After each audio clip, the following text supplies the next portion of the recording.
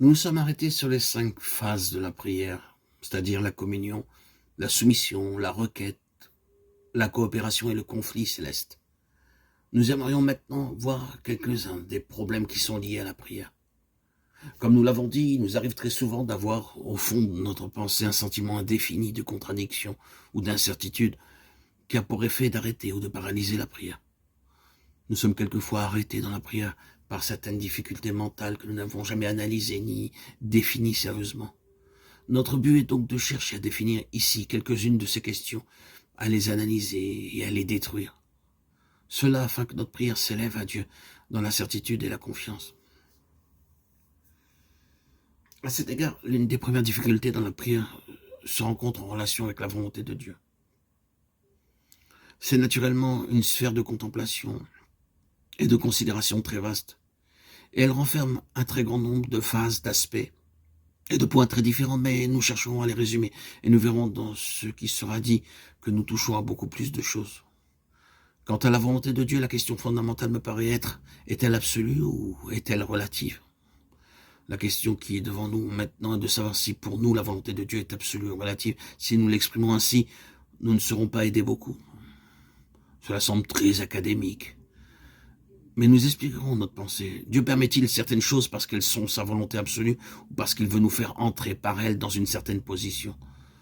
Dans ce dernier cas, la volonté de Dieu est relative et non absolue, c'est-à-dire ce que nous traversons ne représente pas ce qui est absolument la volonté de Dieu, mais il le permet dans un autre but, et par conséquent, cela représente la volonté relative de Dieu.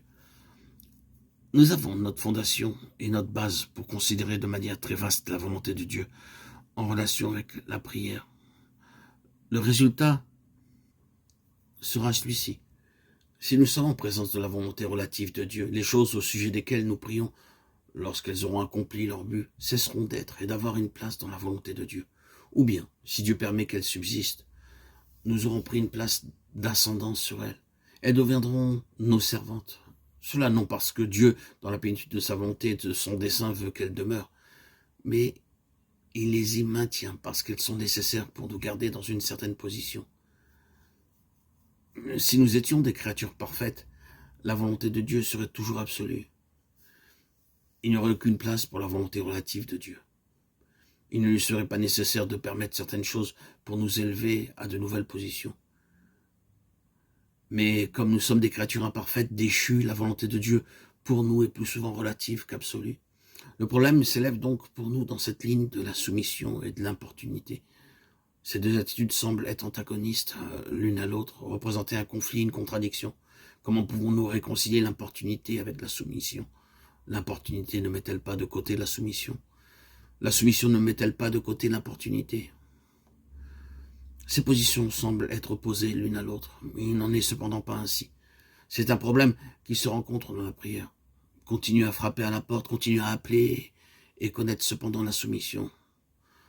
La soumission n'enlève-t-elle pas la force insistante des coups frappés à la porte? La force de notre appel n'implique-t-elle pas que nous n'avons pas appris la soumission?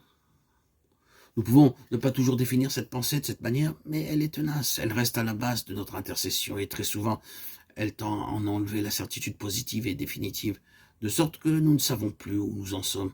Oui, c'est un problème. Et il nous faut régler ce problème aussi définitivement que possible. Et je pense que la solution de ce problème consiste à en reconnaître l'élément moral, tout en comprenant que Dieu veille sur les éléments et les questions moraux. Il y a en nous ce qui doit être surmonté ou vaincu, et cela signifie que dans la volonté relative de Dieu, il y a beaucoup de choses qui ne sont que permises ou même envoyées par le Seigneur dans le dessein ou avec le but de triompher de certaines choses en nous, ou de nous amener à surmonter ou à traverser certaines choses, parce que des facteurs moraux sont en vue. Nous employons ce mot moral maintenant dans son sens le plus vaste, non pas dans un sens étroit.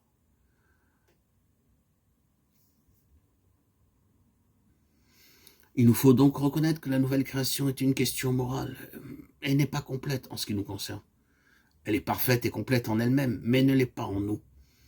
La vieille création existe encore. Elle est objective et extérieure à la nouvelle. Elle a une grande influence qu'elle exerce sur la nouvelle. Le péché n'est pas éteint pour le croyant. Le monde n'est pas éteint pour le croyant. Il exerce encore son influence sur le croyant. Et le diable n'est pas éteint pour le croyant. Il n'est pas nécessaire de rappeler cela. Mais tout au centre de la vieille création se trouve la nouvelle, qui est une question morale. Cependant, nous pouvons dire une question morale dans son enfance, et tous ces éléments et ces facteurs moraux doivent être développés pour faire de nous des créatures morales dans le sens entier du mot. C'est-à-dire des créatures responsables, des créatures ayant une conscience nouvelle, une mesure nouvelle de valeur, une nouvelle connaissance des principes. Un monde céleste entièrement nouveau est entré en nous. Et nous devons arriver à en posséder la connaissance et la sagesse de manière intelligente. Ces secrets doivent nous être connus, ces vertus doivent être incrustées en nous. Le Seigneur n'a pas fait de nous, par la régénération, de simples automates, des machines qui doivent agir malgré notre volonté, nos sentiments, nos désirs, notre raison, notre intelligence, qui doivent être portés ici et là, faisant et obligés de faire des choses malgré nous-mêmes. Cela est entièrement contraire aux Écritures.